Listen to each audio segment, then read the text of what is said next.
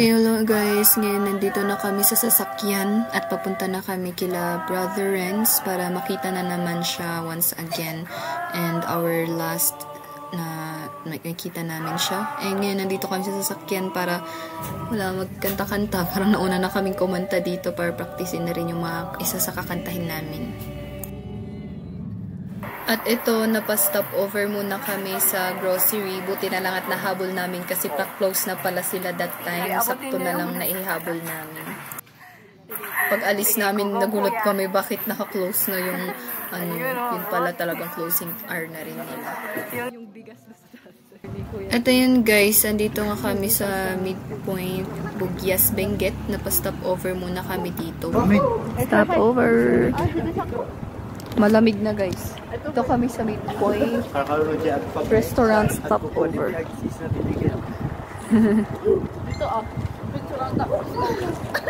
Sige, stopover. Picture.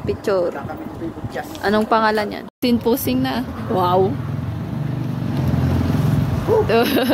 Napapicture na ang mga ano. Ikaw Haji din oh. Picture ka dun. Okay, so ngayon, next stopover ulit namin is dito kila Pastor Feli, dun sa Bangaw, Bugyas, and Benguet pa rin siya. Napakalayo niya guys kasi parang 2 hours ride siya from Baguio. And yan, nag-brown out din kalagitnaan, kaya kahit naka-off yung ilaw, syempre, let's pray pa rin before going.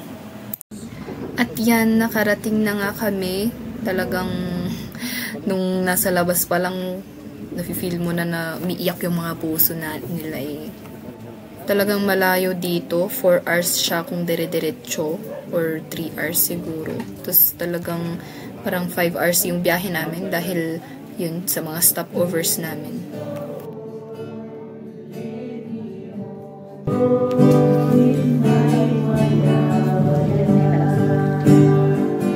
Ayan, since parbangon kami na nakarating or dawn, kunti lang yung mga tao at kami-kami lang and yung mga relatives din nila Brother Renz. And pinasalita nila kami isa-isa to know us also since hindi namin sila nakilala there and di rin nila kami kilala. So, para magpakilala na rin.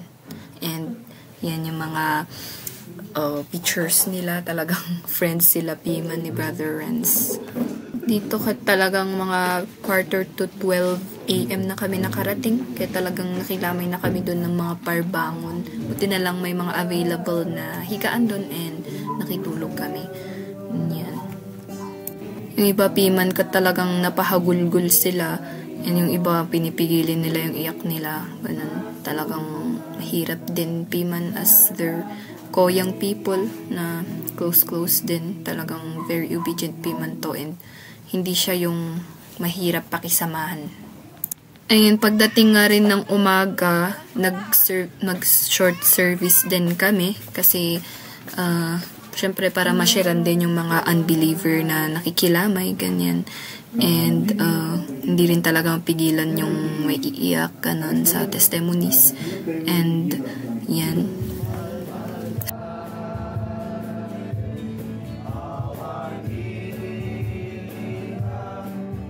And as that times pass by or goes by, dumadami na yung tao. Since ito rin kasi yung last day or last night niya na lamay, kaya kinamagahan kasi is burial na niya. Kaya talagang dumadami yung mga tao.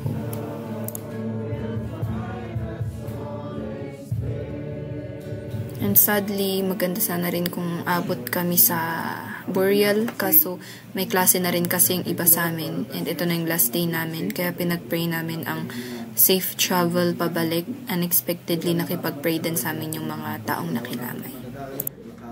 And habang pauwi kami, may mga nadadaanan din kaming talagang na siguro ng bagyo yun, tsaka mga earthquakes, and tsaka mayroon ding mga minor injuries or minor accidents lang naman, hindi naman super big. Kaya talagang sa mga gantong highway o yung mga daanan na wala masyadong mga bahay, ganun, delikado. Kaya mag-ingat-ingat din tayo pag magta-travel tayo.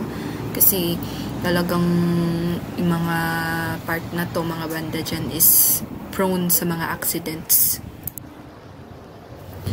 At yan, kita nyo naman, tulog na rin yung mga kasama namin. Talagang napagod sila. dahil din sa long trip, super haba. Kailangan mo ng rest. Another stopover naman is dun sa Free Believers Stop Dak Atok Benguet.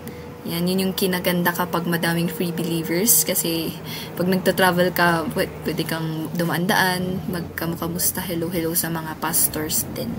At yan, may nakilala tayong pastor doon sa Atok at winelcome nila kami sa kanilang bahay and ang cute kasi talagang kahoy-kahoy yung place or yung bahay. Talagang it's giving the province vibe. Ito nakilala namin si Pastor Fred. So is nagbebenta sila ng mga gong, ganyan, yung mga necklaces. Kaya talagang mga may dumadaan-daan daw dito mabenta yung mga binebenta nila kasi nadadaanan. Tsaka parang international na rin siya dahil nakikilala rin sa ibang bansa. At dito naman trinay din nila yung mga naiwan na mga gongs. Talagang nag-enjoy tong mga boys dahil talagang isa sila sa sumasayaw din ng cultural. Pati rin yung ibang girls sa amin. Yan. Yan, sabi nila laruin daw para ma-promote yung gong. Para madaming bumili. Itong gong is mabenta daw talaga. Pero mahirap na kasi ina-adapt na rin ng ibang bansa. Kaya parang bihira na daw yung mga bumibili. Ganyan. Tsaka naabutan na rin kami ng sunset and gabi na rin kaming nakauwi. Kaya, ayan. Ayan guys, that's why mag-ingat-ingat tayo sa mga travels natin. Kasi hindi natin masasabi malayo man yan or malapit lang is meron at meron na accident. Kaya, ingat guys. God bless us all.